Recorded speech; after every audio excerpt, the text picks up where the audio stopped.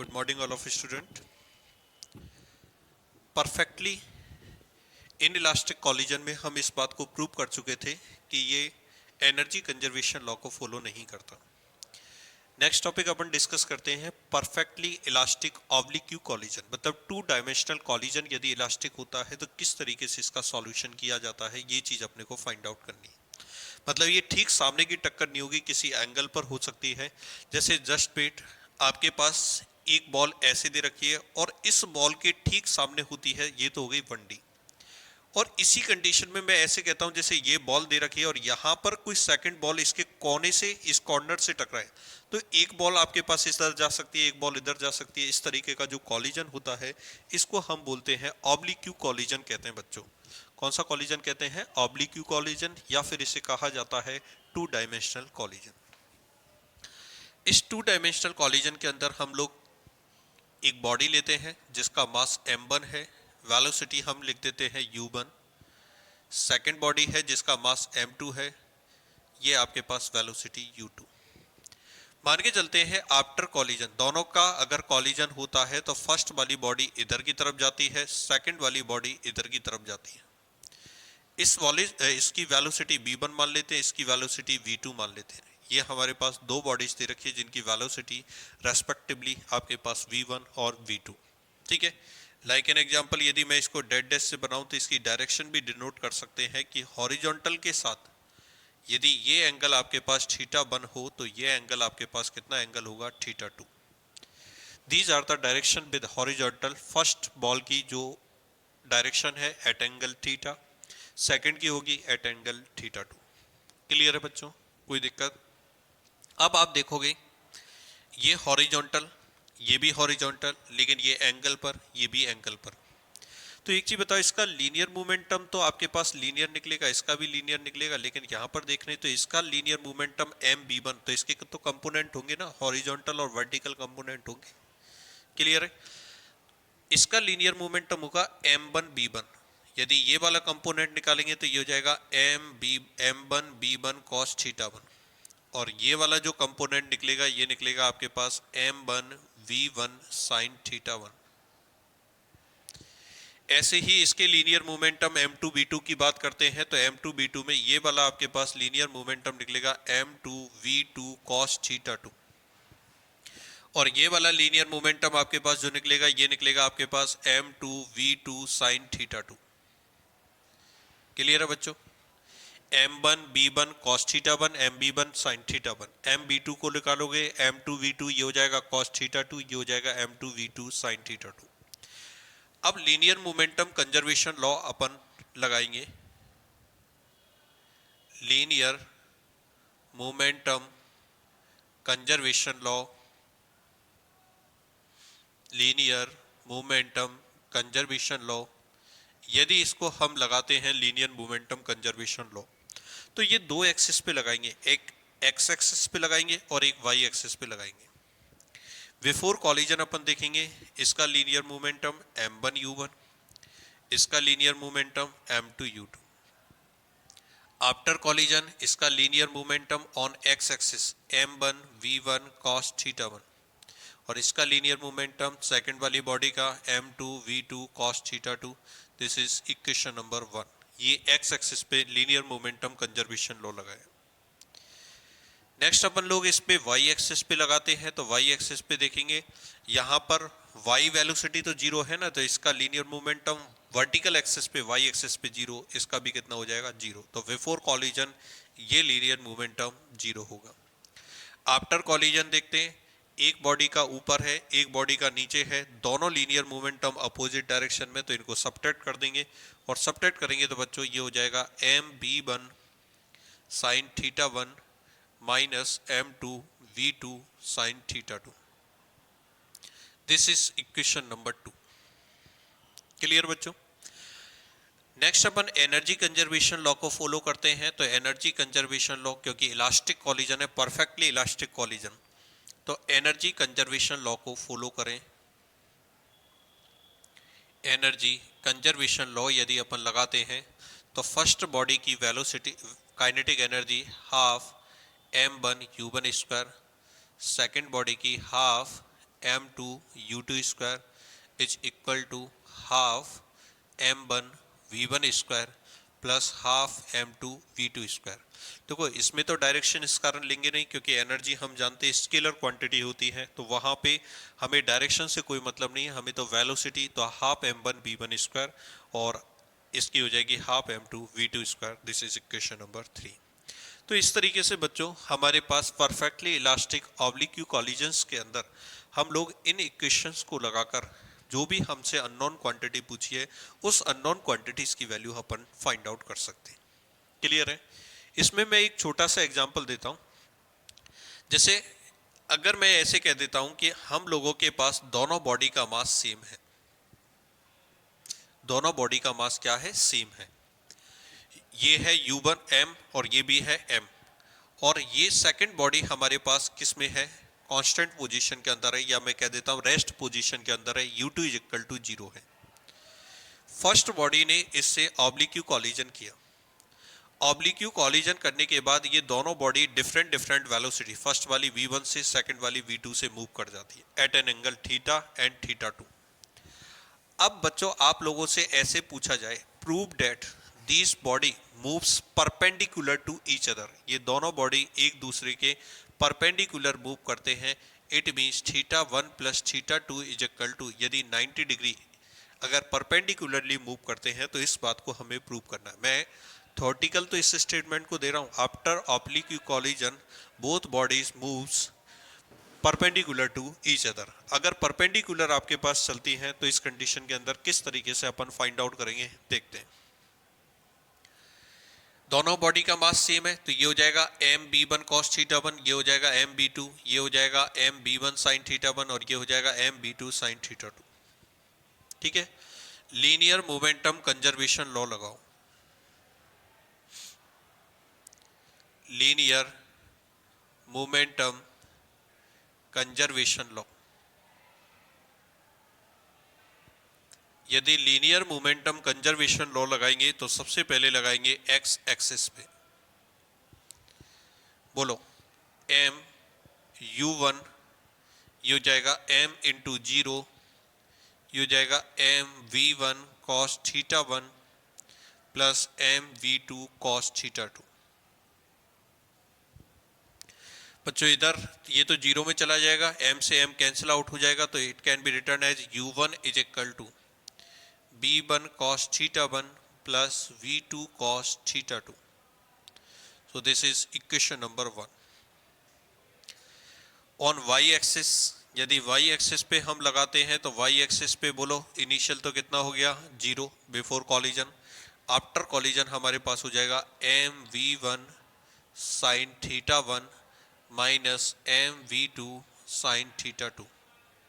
This is equation number 2। या एक काम करो, m कॉमन लेके इसके नीचे लेके जाओगे तो ये हो जाएगा 0 is equal to b one sine theta one minus b two sine theta to.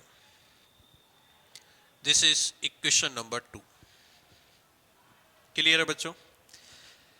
अब हम देखेंगे किस तरीके से हमारे पास यहाँ पे कैलकुलेशन करेंगे। सबसे पहले अपन एनर्जी कंजर्वेशन लॉ और लगा देते हैं।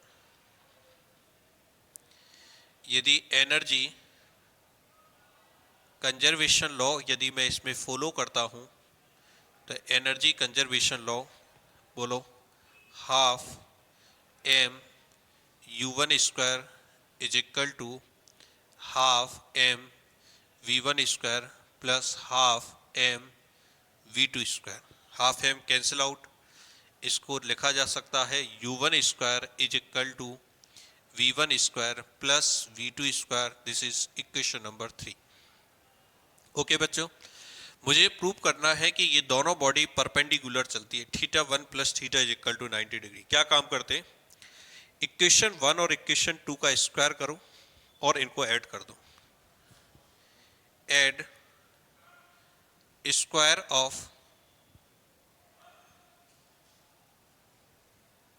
Equation 1 and 2। इक्वेशन 1 और 2 का स्क्वायर करेंगे और ऐड कर देंगे, ये हो जाएगा u1 स्क्वायर प्लस 0। इधर देखोगे v1 cos theta 1 plus V2 cos theta 2, इसका कर देंगे whole square, plus V1 sine theta 1 minus V2 sine theta 2, इसका भी होल स्क्वायर। ओके बच्चों, ओपन करें इसको, U1 square is equal to, open करो, V1 square cos square theta 1 plus V2 square cos square theta 2 plus 2V1 V2 cos theta 1 cos theta 2। इसको open करोगे बच्चों, V1 square sine square theta 1 plus V2 square sine square theta 2 minus 2V1 V2 sine theta 1 sine theta 2। Okay बच्चों, next देखेंगे अपन U1 square is equal to, देखो इसमें V1 square cos square theta 1 और V1 square sine square theta 1, V1 square को common ले लेते हैं, वैल्यू बची cos square theta 1 plus sine square theta 1। इसी तरीके से इस वाली टर्म और इस वाली टर्म में V2 स्क्वायर को कॉमन ले लेते हैं, ये बचेगा cos square theta 1 plus cos square theta 2, sign square theta 1। अब इस वाली टर्म में 2V1 और इसमें भी 2V1 कॉमन आ रहा है, 2V1 V2 कॉमन आ रहा है, और ब्रैकेट में हमारे पास बचा cos theta 1 cos theta 2 minus sine theta 1 sine theta 2। Okay बच्चों, cos square plus sine square 1 हो गया, cos square plus sine square 1 हो गया, और यहाँ देखो cos A cos B minus sine A sine B, cos A cos B minus sine A sine B, ये होता है cos of A plus B. Okay बच्चों, U1 square is equal to V1 square into 1 plus V2 square into 1 plus 2V1 V2 cos theta 1 plus theta 2। ये हो गया U1 square is equal to V1 square plus V2 square, ये आ गया plus के 2V1 V2 cos theta 1 plus theta 2। This is equation number 4। ये हमारे पास equation number 4 होती है। क्लियर? अब बच्चों मैं इक्वेशन नंबर 3 और इक्वेशन 4 को कंपेयर करता हूं। Compare equation 3 and 4। यदि दोनों को कंपेयर करते हैं तो इधर देखो LHS में U1 स्क्वायर, इधर भी U1 स्क्वायर, इधर V1 स्क्वायर, इधर भी V1 स्क्वायर, इधर V2 स्क्वायर, इधर V2 स्क्वायर। इट मींस अगर ये दोनों इक्वल होंगी तो पूरी ये टर्म आपके पास जीरो होनी चाहिए।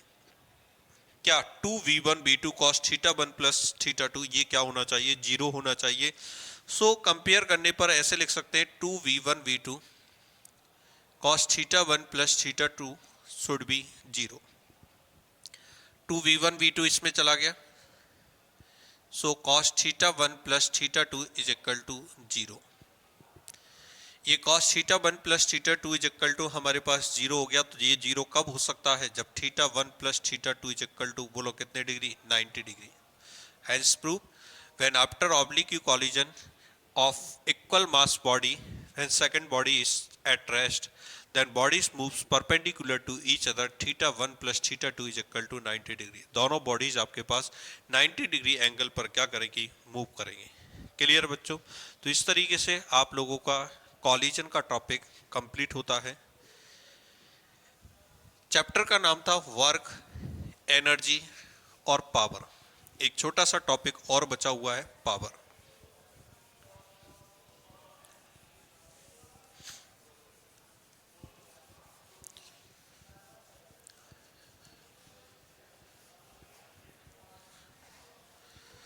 तो बच्चों पावर क्या होती है? Power is the rate of work done, rate of work done of a body और मशीन। किसी भी बॉडी, किसी भी मशीन, किसी भी पर्सन, उसका जो भी वर्क डन करने की रेट होती है वर्क करने की जो दर होती है उसको अपन क्या बोलते हैं, पावर कहते हैं। Power P is equal to work done upon time, W upon T, rate of work done. Clear है बच्चों? ध्यान रखना, पावर जो होती है वो हमारे पास स्केलर क्वांटिटी होती है, क्योंकि वर्क स्केलर क्वांटिटी होती है इसलिए पावर भी स्केलर क्वांटिटी होती है। नेक्स्ट अपन इसकी यूनिट की बात करते हैं। वाट की यूनिट, वर्क की यूनिट होती है जूल, टाइम की यूनिट होती है सेकंड, जूल इनटू सेकंड। लेकिन जूल इनटू सेकंड को अपन जो डिनोट करते हैं वो किससे डिनोट करते हैं, वाट से। बच्चों इसकी एक यूनिट और होती है एफपीएस यूनिट। इस एफपीएस यूनिट को अपन बोलते हैं हॉर्स पावर, और 1 हॉर्स पावर में 746 वाट होते हैं। नेक्स्ट यदि अपन इसकी डायमेंशन की बात करें तो इसकी डायमेंशन हम बना सकते हैं M1 L2 T-3, it's the dimension of power.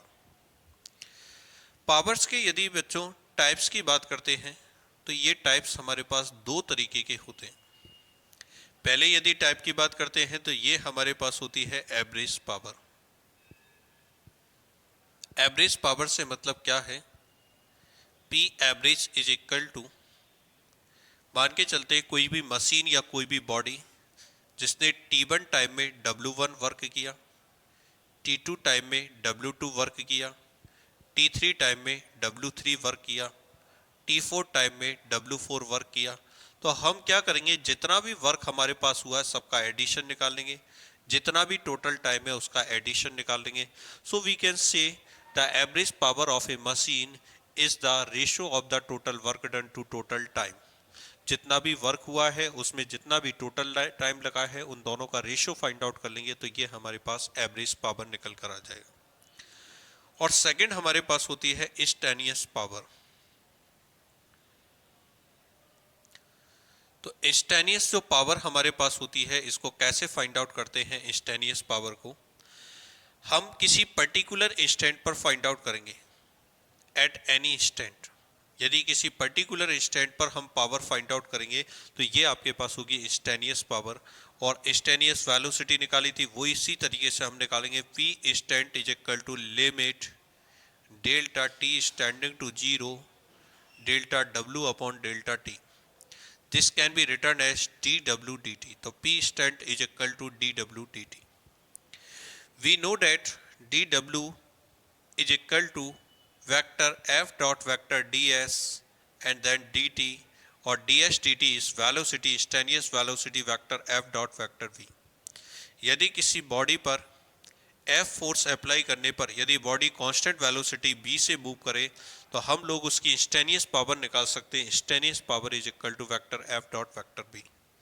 Clear बच्चों? ये चैप्टर आपका थ्योरेटिकल कंप्लीट होता है।